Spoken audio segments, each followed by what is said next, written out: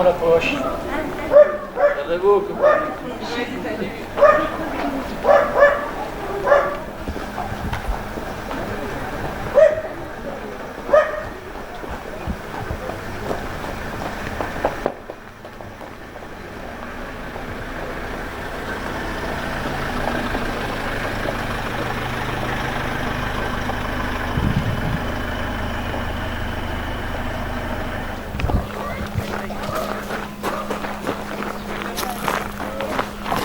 Ça a coûté à confiance, c'est qu'il aurait pu monter changer le photo. Elle vous a pas expliqué? Ouais. Pour l'ensemble, garde à vous.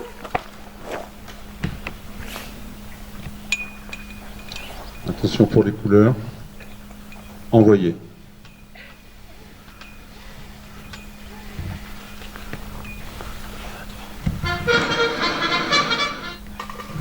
Nous sommes réunis aujourd'hui pour la première fois depuis le début du mandat pour pouvoir célébrer le 11 novembre dans des conditions pratiquement normales, puisque l'année dernière ça avait été fait en petit comité. Tout le monde sait pourquoi c'était passé comme ça. Je vais passer la parole à Monsieur Deslandes. La France célèbre aujourd'hui le 103e anniversaire de l'armistice du 11 novembre 1918, qui mettait fin à la 4 années d'horribles souffrances vécues par les combattants et des pays belligérants. Les monuments aux morts de nos villes et de nos villages rappellent et gardent le souvenir de ces hommes tombés sur les champs de bataille. La France victorieuse comptait 1 400 000 morts, 740 000 invalides, 3 millions de blessés, des centaines de milliers de veuves et d'orphelins. Bilan très lourd, reflétant l'ampleur des sacrifices consentis pour la patrie et la liberté, par nos soldats engagés dans ce conflit appelé la Grande Guerre. De cette première guerre mondiale, notre mémoire collective conserve le souvenir de ces millions de victimes. En ce jour de commémoration, rendons hommage à tous ces soldats de métropole, d'outre-mer, des pays alliés, combattants de tout grade, qui ont fait preuve d'un courage exemplaire, méritant notre reconnaissance. Beaucoup d'entre eux sont morts pour la France. En cette journée de recueillement, en hommage à tous les morts pour la France, ayons une pensée également pour nos soldats tués ces derniers mois, en opération extérieure, et inclinons-nous devant la douleur de leurs familles. L'Union française des associations de combattants et victimes de guerre, fidèle au souvenir de toutes celles et de tous ceux de toutes les guerres, invite la jeunesse à œuvrer pour un monde plus juste, plus solidaire, plus fraternel et en paix. Vive la République, vive la France. Mesdames et messieurs les élus municipaux, mesdames et messieurs les anciens élus municipaux, mesdames et messieurs présidents d'associations, mon adjudant, mesdames et messieurs les anciens combattants, messieurs les porte-drapeaux, mesdames et messieurs les pompiers, mesdames et messieurs. Cette année, nous nous retrouvons après 2 ans sans cérémonie publique pour célébrer l'anniversaire de l'armistice du 11 novembre 1918 et dans le même temps rendre hommage à tous les morts pour la France lors des conflits. Comme elles le doivent, ces cérémonies sont l'occasion de nous recueillir, de nous souvenir de ceux qui sont tombés pour notre liberté et, plus généralement, celles ou ceux qui ont souffert lors de tous ces conflits armés. Elles doivent surtout nous rappeler que ce sont ce que nous sommes et à qui nous le devons. Malheureusement, de ceux de 1914, il ne reste plus de combattants vivants ni de témoins. De ceux de 1940, il n'en reste plus que quelques-uns. Ceux ayant participé au conflit d'Indochine ou d'Algérie s'en vont à leur tour peu à peu. La semaine dernière, l'Assemblée générale de la FNACA a fait elle-même ce constat. Alors que les grands conflits qui ont ensanglanté le XXe siècle disparaissent de la mémoire des vivants et intègrent celle des livres d'histoire, nous souvenir du premier conflit mondial ainsi que des autres et rendre hommage à tous les morts pour la France, ce n'est pas faire preuve d'historien. Ce n'est pas effectuer un rite vide de sens, c'est réfléchir à ce que nous sommes aujourd'hui et c'est d'en tirer les leçons pour maintenant et surtout pour demain. Cette mémoire est d'abord un devoir de vérité. La réconciliation ne passe ni par l'oubli, ni par la falsification de la réalité, mais par le fait de regarder les réalités en face. Que restera-t-il de ces événements dans quelque temps? Si, comme je l'ai exposé lors de la pose de la plaque de la salle Pierre Favreau, la mémoire n'est pas un devoir. La transmission, par contre, elle l'est. On s'en enrichit en s'enrichissant de souvenirs des hommes, des actes et de ceux qui ont fait notre histoire pour que nous soyons plus forts et que nous pourrons traverser les événements futurs. Ce souvenir commun forge notre identité personnelle et celle de notre nation. Transmettre cette mémoire à notre jeunesse, c'est construire un avenir commun. C'est lui permettre d'appréhender la complexité du monde et d'éviter de réitérer ces atrocités. Avons-nous suffisamment retenu les leçons de cette histoire, nous qui avons la responsabilité de continuer de construire le XXIe siècle et de préparer le XXIe? Une leçon à méditer est de ne pas être indifférent à cette histoire et ce qui s'est déroulé. Nous sommes tous les héritiers de ces époques. Si nous vivons dans un pays libre, et malgré tous les défauts, toutes les imperfections qu'a notre société, nous vivons dans un pays libre. Et nous devons en partie à ceux qui se sont battus en 1914, en 1940, et plus généralement à tous les conflits, principalement ceux du XXe siècle. Une autre leçon, tout aussi importante, est de ne pas nier notre passé. Nous ne revivons pas les périodes noires de ce passé, ne rejetons pas les fautes sur les autres, à l'heure où on voit monter les populismes, à l'heure où le nombre de nos concitoyens sont sensibles à leur sirène. Nous devons nous rassembler, cherchons ensemble notre histoire commune pour avoir d'autres solutions, d'autres façons de faire. Des erreurs, nous en commettons, et nous en commettrons suffisamment d'autres. De nombreux et de nouveaux défis se profileront à l'horizon, qu'ils soient sociaux, sanitaires, écologiques ou géopolitiques. Il nous faudra s'inspirer de cette histoire, notre histoire, pour les résoudre. Des erreurs, toutes les générations en commettent, et depuis toujours. Mais au moins, souvenez-vous que tous ces conflits étaient européens à l'origine. Alors, il nous paraît maintenant inimaginable qu'un conflit éclate entre nos pays voisins, amis et alliés, qui constituent l'Europe. De nombreux autres acteurs, tels les Américains, Africains, Asiatiques, Océaniens, ont tous donné leur vie et leur jeunesse pour notre liberté. Pensez aussi que l'histoire ne s'arrête jamais. On parlait déjà en 1918 de cette guerre qui devait être la der des der. Le dernier de tous les conflits, avant l'instauration de ce rêve de l'humanité, la paix perpétuelle. Mais voilà, il y a toujours des champs de bataille, il y aura toujours des conflits, tant que les hommes voudront en opprimer d'autres, ou leur dire ce qu'ils doivent penser, leur interdire de penser comme ils veulent. La paix est précieuse, mais pas à n'importe quel prix. Alors, soyez vigilants, ayez la volonté de la défendre. Les libertés individuelles et collectives sont des trésors qu'il faut chérir et sauvegarder par-dessus tout, toujours, partout et pour tous. Mesdames et messieurs, merci de votre attention. Vive la paix, vive l'égalité, la fraternité et la liberté. Vive la République et vive la France. Pour l'ensemble, garde à vous! Ministre délégué auprès de la ministre des Armées, chargée de la mémoire et des anciens combattants. La fin d'un combat de la Grande Guerre a marqué les consciences et imprégné les mémoires. Événement qui transcende le temps et franchit les générations. Nul besoin d'ajouter une année ou un millésime, ce jour et ce mois ont intégré depuis longtemps et depuis plus d'un siècle notre patrimoine commun. À la 11e heure du 11e jour du 11e mois, après 4 interminables années, le canon s'est tu. La fureur s'est calmée. Le dernier mort, le dernier tir, la dernière détonation. Depuis Compiègne, où l'armistice a été signé à l'aube, jusqu'au front, du premier des clairons à tous les clochers de France, de l'esplanade de chaque ville à la moindre place de village, une déferlante de soulagement, un soupir de délivrance ont traversé le pays de part en part. Derrière l'allégresse, derrière le tricolore flottant aux fenêtres et les Marseillaises triomphantes, partout le deuil, les blessures inguérissables, les ruines matérielles, morales et humaines qui se sont installées pour longtemps, des mères et des pères qui n'ont pas retrouvé leurs fils, des fratries qui n'ont pas retrouvé leur père, des épouses et des époux qui ont perdu l'être aimé. Le pays est traversé par la sourde évidence que rien ne sera plus jamais comme avant. En ce jour, dans les nécropoles, devant les monuments aux morts, sur les places de toutes nos cités, toutes les générations rassemblées, nous nous souvenons de ceux qui se sont battus pour la France entre 1914 et 1918. De ceux tombés au champ d'honneur, sur tous les fronts d'Orient et d'Occident, nous nous souvenons du combat valeureux de tous ceux qui sont venus des 5 continents ont défendu le sol qu'ils n'avaient auparavant jamais foulé. Les noms gravés sur nos monuments aux morts nous rappellent constamment les valeurs d'honneur, de courage, de dévouement et de bravoure. Ils nous rappellent la fraternité d'armes.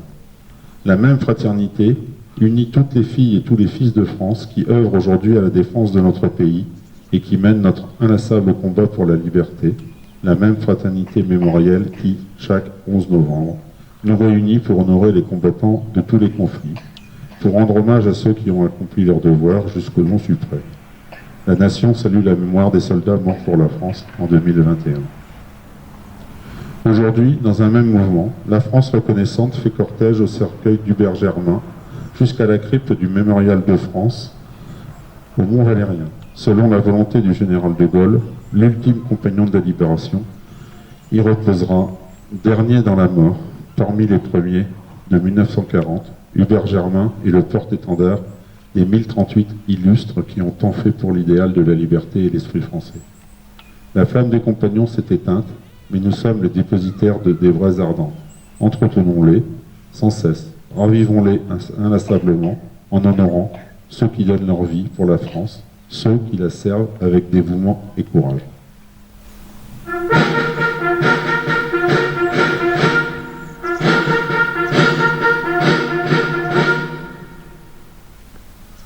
Je vais maintenant vous donner lecture du nom des soldats qui sont morts cette année pour la France. Colonel Sébastien Botta, commandant de la défense aérienne et des opérations aériennes, mort pour la France en Égypte le 12 novembre 2020. Mort pour la France. Maréchal des logis Taneri Mori, 1er régiment de chasseurs, mort pour la France au Mali le 28 décembre 2020. Mort pour la France. Brigadier d'Orient Issaka Magnan, 1er régiment de chasseurs, mort pour la France au Mali le 28 décembre 2020. Mort pour la France. Brigadier Quentin Pochet, 1er régiment de chasseurs, mort pour la France au Mali le 28 décembre 2020. Mort pour la France. Sergent-chef Yvonne Huyn, 2e régiment de hussards, morte pour la France au Mali le 2 janvier 2021. Mort pour la France. Brigadier Loïc Reiser, 2e régiment de hussards, mort pour la France au Mali le 2 janvier 2021. Mort pour la France. Sergent Maxime Blasco, 7e bataillon de chasseurs alpins, mort pour la France au Mali le 24 septembre 2021. Mort pour la France. Nous allons maintenant déposer la gerbe devant le monument.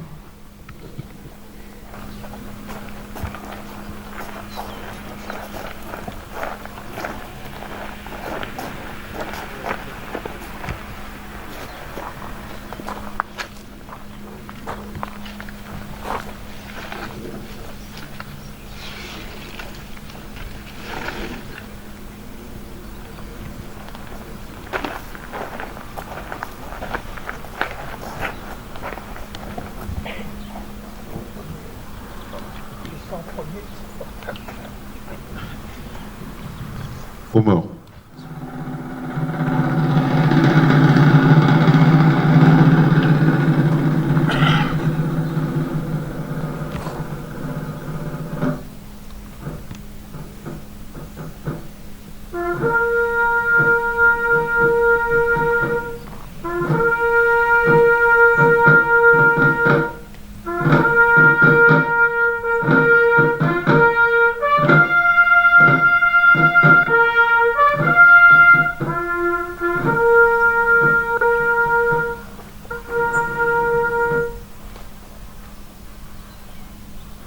Je vais maintenant vous demander si vous avez la minute de silence.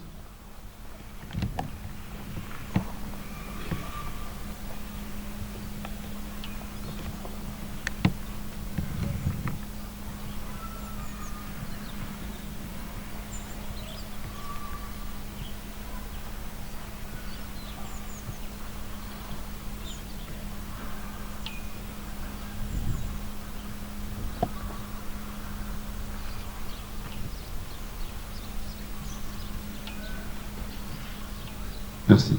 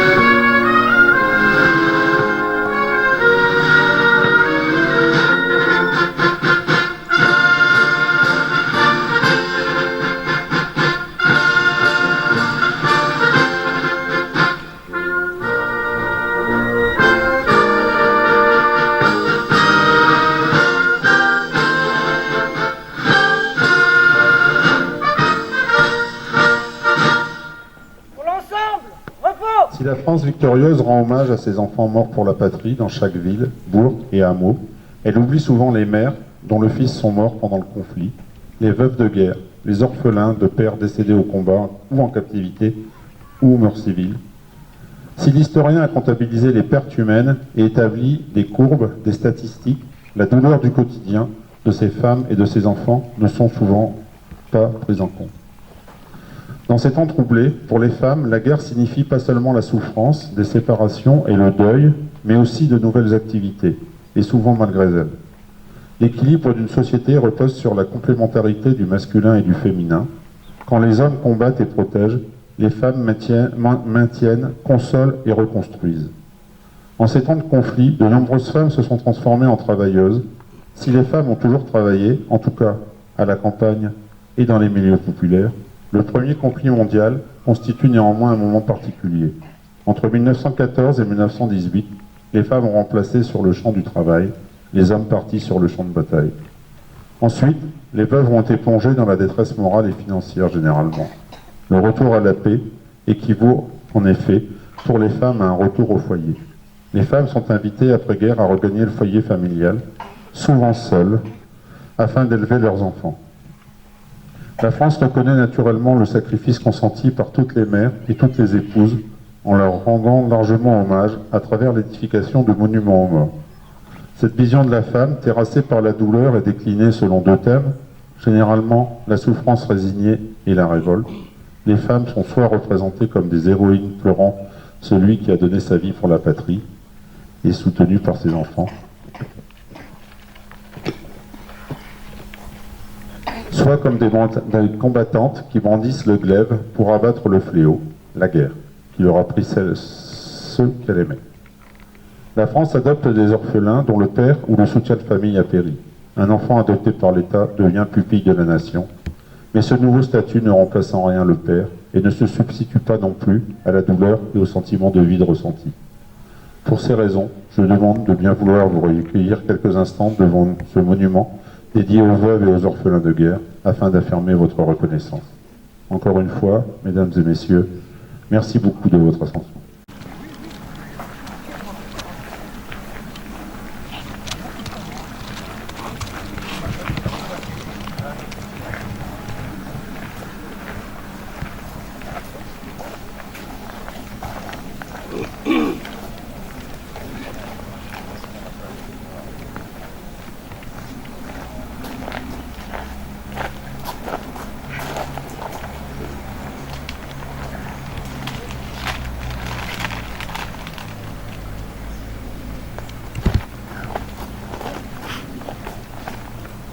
Je vais vous demander encore une fois, s'il vous plaît, de respecter une minute de silence.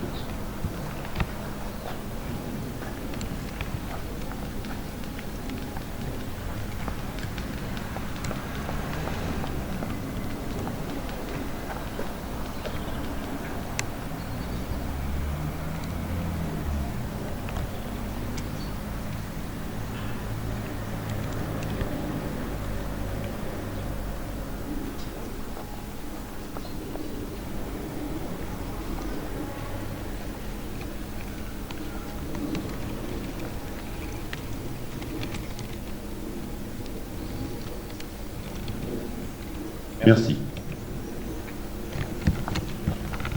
Pour ceux qui le souhaitent, à l'issue de la cérémonie, un vin d'honneur sera servi à la salle des fêtes. Donc je vous donne rendez-vous dans 5 minutes à la salle des fêtes.